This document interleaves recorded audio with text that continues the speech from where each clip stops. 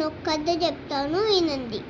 అనగనగా ఒక అడవిలో ఒక యుగరాజు తన పుట్టిన రోజు సందర్భంగా అడవిలో రకరకాల పోటీలు పెట్టింది.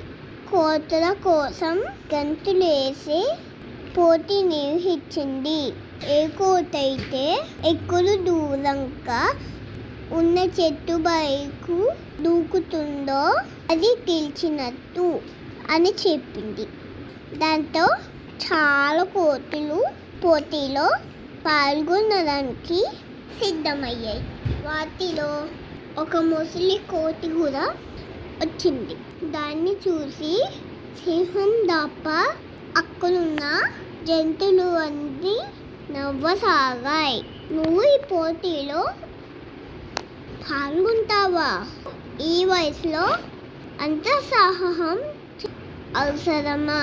పొరపాటున జారి పడితే ఫలం కోసం వెళ్ళలేవు అంటూ ఎగతాళి చేశాయి పిల్లకోతి. అయినా ఆ ముసలి కోతి ఏమీ మాట్లాడలేదు. పిల్లకోతి మాత్రం ఆపకుండా అలా ఏదో ఒకటి తూనే ఉన్నాయి.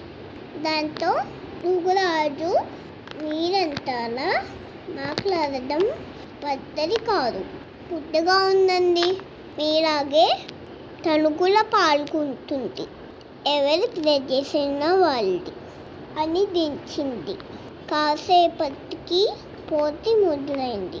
ముందుగా పిల్లకోతులన్నీ పోటీలో పాల్గొన్నాయి. కానీ యుగరాజును మెప్పించలాగా పోయాయి. ఇంకా చివరిగా ముసలి కోతి తన విన్యాసాన్ని వదిలిపెట్టింది. అవలీలగా ఒక చెట్టు మీద ముంచి మరో చెట్టు మీదకి దూకసాగింది.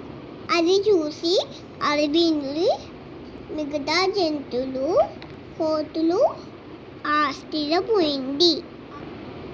చివరికి ఆ ముసలి కోతే విజేతగా నిలిచింది. అప్పుడు పిల్లకోతులన్నీ వచ్చి దాన్ని క్షమించమని అడిగాయి. అక్కడే ఉన్న యుగరాజు చేసే ప్రతి దానికి వయసుతో సంబంధం లేదు. కొన్నిసార్లు అనుభవం కూడా కావాలి. వయసు అనుభవం ఆ కోతికి అదును చూసి అడుగేయడం నేర్పాయి. మీరు దూకేస్తే చాలు అనుకుంటారు, కానీ ఎంత దూరం దూకడానికి ఎంత బలం ఉపయోగించాలో, దెబ్బలు తగలకుండా శరీరాన్ని ఎలా చేసుకోవాలో దానికి తెలుసు. అంది మాటలు విని సరే అన్నట్లు మౌనంగా ఉన్నాయి పిల్లకోతులు.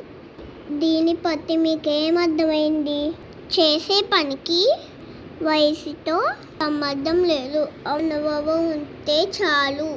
ఈ కథ మీకు నచ్చినట్టయితే లైక్ చేయండి, మరొకరికి షేర్ చేయండి.